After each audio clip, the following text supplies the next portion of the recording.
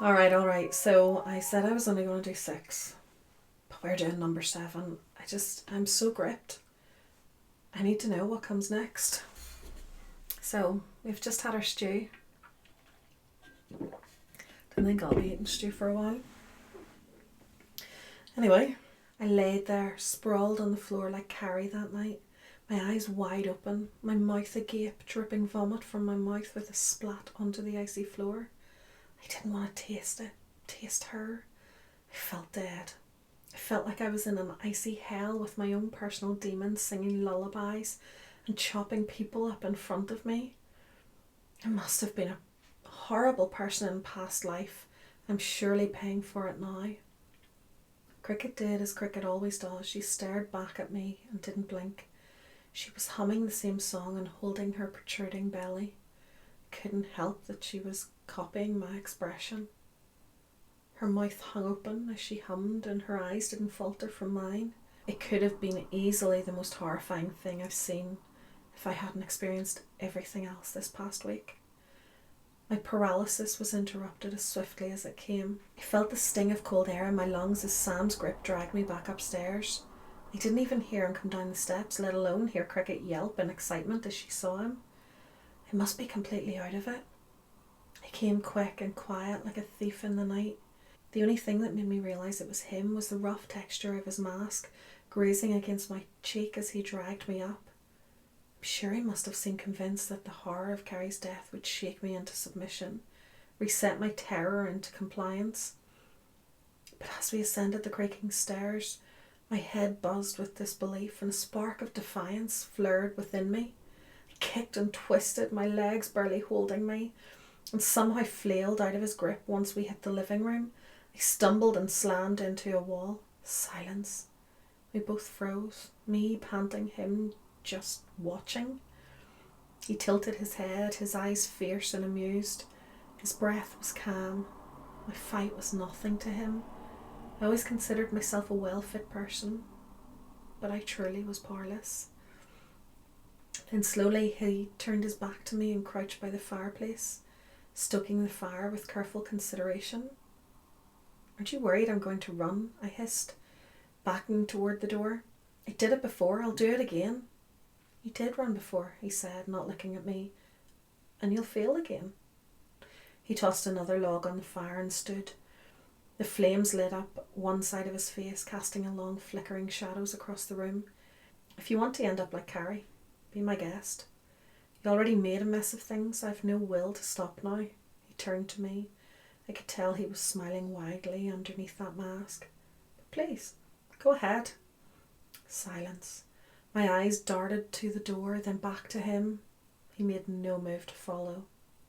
But something in the room was different. On the kitchen table, Carrie's scarf, folded neatly. Next to it, 2 bowls, one empty, the other half full of something dark and steaming. The smell hit me. I didn't want to know, even though I already did. I took a step toward the door. He didn't flinch. Don't worry, he said softly, almost tenderly. If you freeze out there, I'll find you. I always do. Always will. This is your home now. Strays always make their way home. I shifted slowly over to the couch. Every movement weighted and slow. The room was dim, the light of the fireplace painting along. I half expected Carrie to swing by me and hand me a cup of coffee. I can still feel the ghost of her absence in every creak and whisper. Across from me, Sam sat in his room. I shifted slowly over to the couch. Every movement weighted and slow. The room was dim, the light of the fireplace painting along. I half expected Carrie to swing by me and hand me a cup of coffee. I can still feel the ghost of her absence in every creak and whisper. Across from me, Sam sat in his rickety chair. He clutched an old book, its pages dog-eared and stained, and his eyes cold, measured, peek over the top, locked on mine. The silence between us was thick and oppressive, broken only by the soft crackle of the fire.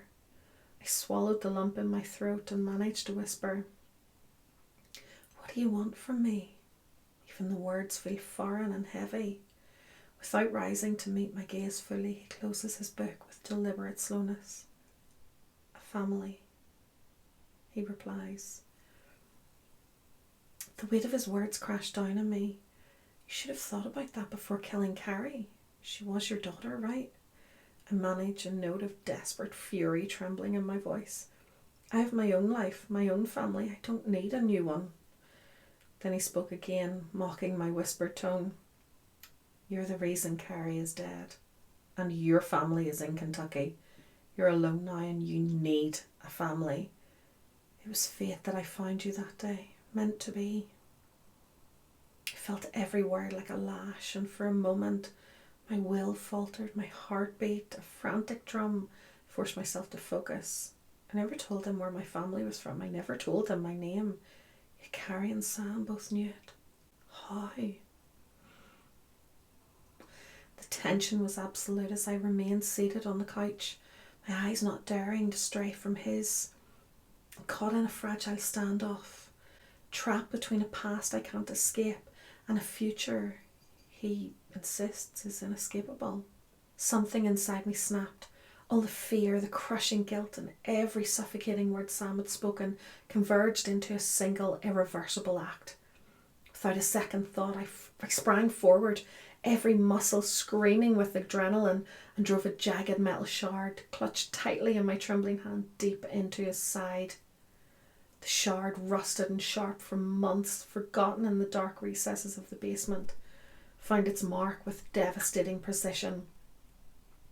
I felt his body jerk. For an eternity, though it was only a split second, I could see the shock in his unblinking eyes.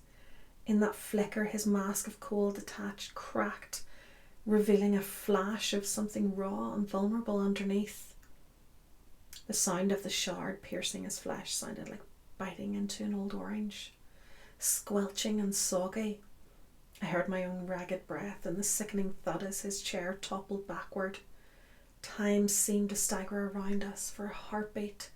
Everything stilled as if the very air recoiled at the violence. I ran, and I ran with everything I had. My lungs burned with the first gasp of cold, honest air, and my legs screamed under the weight of exhaustion and pain. But I didn't stop. I couldn't. I knew that wound was deep, but not deep enough to kill him. Not him. To my luck, the door was unlocked. No deadbolts, no barricades, just the creak of wood and the scream of hinges as it opened for me, as if the house itself was just as desperate to let me go. The wilderness swallowed me whole. Moonlight reflected off frozen branches and the snow crunched underfoot in an almost hypnotic rhythm. My heart pounded wildly as I stumbled through a landscape of barren trees and wind-whipped drifts, a desperate casualty of endless winter. Then I passed the very fallen tree where I was caught last time. I pushed my legs faster, a newfound strength in me I didn't know I was capable of. Every step carried a mix of raw terror and a fierce determination. I dodged between gnarled trunks and slippery slopes, the cold biting at my exposed skin, until gradually exhaustion forced me to pause. My mind spun with both relief and dread. I escaped one horror, only to be plunged into the inky unknown. I forced myself to press on, driven by the faint hope that somewhere, somehow, I'd find shelter. The wilderness stretched for miles, devoid of sign or comfort, until I spotted a dark shape half buried in the drifts. Drawn to it like a moth to a dying flame, I crept closer. At first glance, it appeared to be nothing more than a decrepit structure hidden amid the frozen wasteland. As I neared, the shape took on a more sinister form. A heavy bolted door set into a concrete wall. My pulse pounded as I reached out a trembling hand. There was no turning back now. I pushed the door open and stepped inside, the musty air of abandonment slamming into me. Before me lay a vast underground bunker, its corridors dimly lit by failing fluorescent lights. The silence was overwhelming, punctuated only by the echo of my ragged breathing and the distant drip of water against cold concrete. I remembered my grandfather had told me stories from the 40s or 50s about hidden bunkers in Alaska, constructed during the war and abandoned soon after. For a brief, bitter moment, the thought crossed my mind. Maybe I'd just stumbled upon a forgotten gold mine. But I wasn't naive enough to believe that Sam hadn't come across this before. He's definitely lived in that cabin for ages. No way he doesn't know about this place. For a long, disoriented moment, I wandered the labyrinth hallway, searching for any semblance of safety.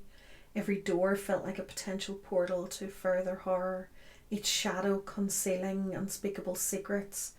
As I rounded one corner, I caught sight of a large, cavernous room. The layout of a room out of place in this decaying edifice. There, an old, dusty television sat silent. A leather couch stood in the centre, its once inviting cushions now defiled by time and neglect.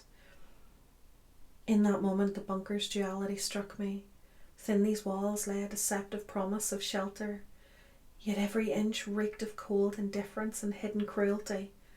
I sank down against a damp wall, the weight of my exhaustion matched only by the dread coursing through me. Here in this underground refuge, I was alone with the ghosts of a forgotten past and the unrelenting terror of what might still lie ahead. But at least I was away from him. At least this time I had the upper hand. I went back to the door and noticed it had bolts and locks of all kinds. They were frozen to touch and rusted, but if I could get them to lock back up, I would be safe for now. I also knew that there was potentially a whole armoury of things I could use in here to protect myself. I hadn't explored behind the doors yet, but there had to be something.